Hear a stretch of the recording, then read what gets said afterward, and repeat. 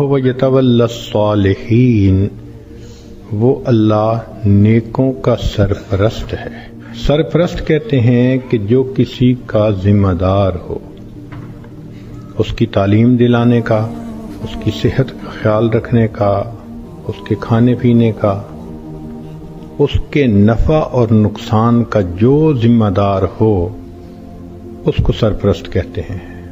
مثال کے طور پر بیٹا ہوتا ہے تو باپ اس کا سرپرست کہلاتا ہے۔ کئی مرتبہ باپ فوت ہو جائے تو یا دادا اس کو سرپرستی میں لے لیتا ہے یا چچا سرپرستی میں لے لیتا ہے، مگر سرپرست وہی ہوتا ہے جو اس کی ہر چیز کا ریسپانسیبل ہو۔ اللہ تعالیٰ ارشاد فرماتے ہیں کہ جو نیکوکار انسان ہوتا ہے، جو شخص برائی سے بچتا ہے اور نیکی پہ زندگی گزارتا ہے، تو اللہ تعالیٰ فرماتے ہیں کہ اس کا سرپرست پھر میں بن جاتا ہوں، اس کی ہر چیز کی ذمہ داری میرے اوپر آتی ہے۔ اس کو ایک مثال سے سمجھ لیجئے کہ ایک چھوٹے بچے نے دوسرے سے کہا میں نے حج پہ جانا ہے، تو دوسرے نے پوچھا کہ یہ بتاؤ کہ تم نے اپلیکیشن بھری؟ کہتا ہے نہیں۔ تم نے پیسے جمع کروائے بینک میں؟ کہتا ہے نہیں۔ تم نے ٹکٹ بک کروائی؟ کہتا ہے نہیں۔ تم نے وہاں ہوٹل بک کروایا؟ کہتا ہے نہیں۔ تو وہ حیران ہو کے پوچھتا ہے کہ نہ تم نے پیسے بھرے، نہ اپلیکیشن دی، نہ ٹکٹ بک کروائی، نہ کوئی ہوٹل کی بکنگ ہوئی، تو تم میاں حج کرنا جانتے بھی نہیں تو حج کیسے کرو گے؟ تو یہ لڑکا آگے سے مسکرا کے اس کو کہتا ہے کہ میں اپنے ابو کے ساتھ حج پہ جا رہا ہوں۔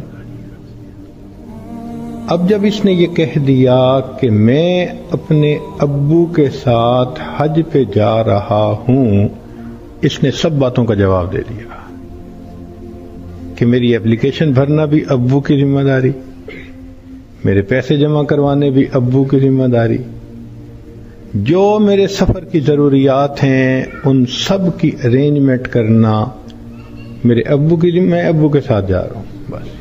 تو جس طرح بچہ اپنے باپ کا نام بتا کر ریلیکس ہو جاتا ہے، اسی طرح جو انسان نیکوکاری کو اختیار کر کے اللہ رب العزت کو اپنا سرپرست بنا لیتا ہے، وہ اس دنیا میں بے غم انسان بن جاتا ہے۔ تو جو بندہ نیک بنتا ہے، یہ ذہن میں رکھیں، اللہ کی سرپرستی میں آ جاتا ہے۔ عجیب بات ہے، کوئی بندہ سرپرست بن جائے تو بڑی سیکیورٹی ہوتی ہے، اور یہ فلاں نے ذمہ داری لے لی۔ کیا اللہ تعالیٰ کی ذمہ داری پہ اتنا بھی بھروسہ نہیں ہوتا؟ یہ چھوٹی سی بات نہیں ہے کہ وَهُوَ يَتَوَلَّى الصَّالِحِينَ، وہ اللہ نیکوکاروں کا سرپرست ہے۔ آج تو جس بندے کے کنٹیکٹ بڑے ہوں، واقف ہوں، کہتے ہیں جی اس کے بڑے لمبے ہاتھ ہیں، اور اللہ والوں کی تو حالت یہ کہ ان کے ہاتھ تو اللہ تعالی کی جیب میں ہوتے ہیں۔ رابعہ بصریہ اللہ کی نیک بندی، اپنے صومعے میں عبادت کرتے کرتے تھک گئیں تو سو گئیں۔ ایک چورا نکلا، اس نے دروازہ کھولا، اندر گھسا، کوئی اور چیز تو نہیں اسے نظر آئی، مگر ایک چادر پڑی ہوئی تھی۔ اس نے کہا چلو چادر ہی لے چلتا ہوں۔ جب چادر اس نے اٹھائی اور واپس جانے لگا، ایسا سر چکرایا کہ اس کو آنکھوں کے آگے اندھیرا ہو گیا، دروازہ نظر ہی نہیں آیا۔ تو وہ بہت کنفیوز ہوا اور اس نے چادر نیچے پھینک دی۔ جیسے ہی نیچے پھینکی، دروازہ نظر آیا، تو اب اس پہ خوف طاری ہو گیا اور وہ باہر نکلنے لگا۔ جیسے باہر نکلنے لگا، ایک آواز آئی، اگر ایک دوست سویا ہوا ہے تو دوسرا دوست جاگتا ہے۔ ہم گناہ کر کر کے اپنے آپ کو اللہ کی سرپرستی سے نکال دیتے ہیں۔ اور جب سرپرستی سے نکل جاتے ہیں اللہ حال پہ چھوڑ دیتے ہیں، جاؤ تم جانو تمہارا کام جانے، ہماری تو مانتے نہیں۔ پھر شیطان ہمیں بہکاتا ہے، لوگ بھی دھوکے دیتے ہیں، امیدیں توڑتے ہیں، بندہ دنیا میں دھکے ہی کھاتا پھرتا ہے۔ ہم سے زیادہ کون پاگل ہوگا کہ جس کے ساتھ اتنا بڑا اللہ نے وعدہ کر لیا اور ہم اس وعدے سے فائدہ نہیں اٹھا پا رہے؟ ایک بچہ بھی ہم سے زیادہ عقل مند کہلائے گا۔ کیوں ہم پریشانیوں کی زندگیوں میں پڑ گئے ہیں؟ اس لیے کہ نفس کی خواہشات پوری کرتے ہیں۔ تو نفس کی خواہشات پوری کر کے، گناہ کر کے اللہ کی سرپرستی میں نکل جانا، یہ کہاں کی عقل مندی ہے؟ تو راستے زندگی گزارنے کے دو ہیں، ایک ہے نیکوکاری کا راستہ، ایک ہے بدکاری کا راستہ، منمانی کا راستہ۔ اگر آپ غور کریں تو آج کے دور میں منمانی کی زندگی گزارنے والے بہت زیادہ، اور ہر حال میں اللہ کی مان کے چلنے والے بہت تھوڑے۔ نتیجہ کیا ہے؟ مسائل حل نہیں ہو رہے، پریشانیاں بڑھتی جا رہی ہیں، ادھر ذلت ادھر ذلت، ادھر پریشانی ادھر پریشانی۔ اس کی وجہ یہ ہے کہ ہم نے اپنے آپ کو اللہ کی سرپرستی میں دیا ہی نہیں ہے۔ اگر دے دیتے تو دنیا میں اللہ ہمارے تمام غموں کے لیے کافی ہو جاتے۔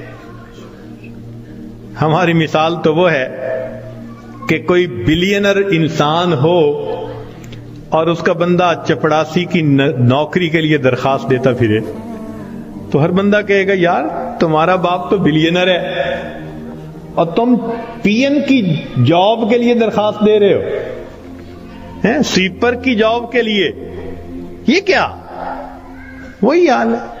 اللہ تعالی ہمیں اپنے سرپرستی میں لینے کے لیے وعدہ فرما رہے ہیں، اور ہم اللہ کے وعدے پر آنے کی بجائے خود دنیا کے جھمیلوں میں اپنے رزق کو تلاش کرنے میں لگے ہوئے ہیں۔ اور جب تک ہم اللہ کی سرپرستی میں نہیں آئیں گے ہماری پریشانیاں ختم نہیں ہوں گی۔ ہم نے دنیا میں دیکھا ہے پرائی بکری کو کوئی گھاس نہیں ڈالتا۔